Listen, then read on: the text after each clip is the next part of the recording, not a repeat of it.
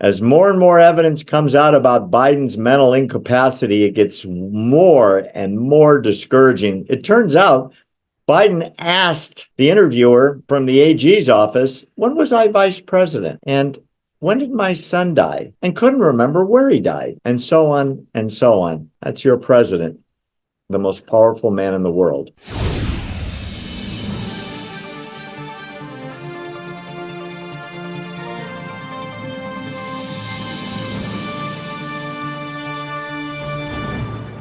I want to go back to this because we talked about it last week and it's coming out more and more. The transcripts of Biden's discussion with the special prosecutor are highlighting some really, really, really bizarre facts.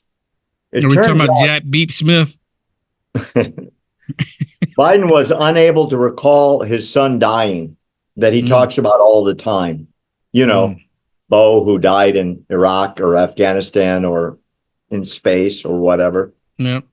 The truth is he died of cancer when he was in the United States. But Joe Biden sometimes think he might have been a Star Trooper, you know. Could be. Yeah. He didn't know when he died, didn't know what he died of. He didn't remember that he was vice president of the United States from 2009 to 2017, but he did remember that he was vice president of the United States. He said, I can't remember even within several years when my son died. He might have died when I was vice president.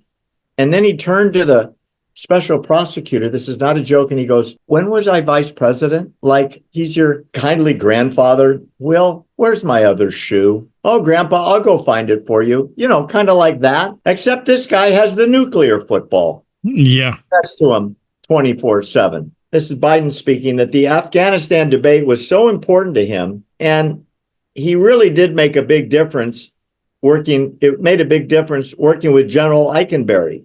Except it turns out General Carl Eikenberry was Obama's general when Obama was president, not when Biden was president. These are unbelievable mistakes to the point where even the New York Times, even the Washington Post, his biggest defenders, are now coming out and saying, whoa, maybe it's time for a change. And since we last talked, I think you might remember that the rumor was the replacement was going to be Kamala Harris out, Joe Biden out, Michelle Obama in.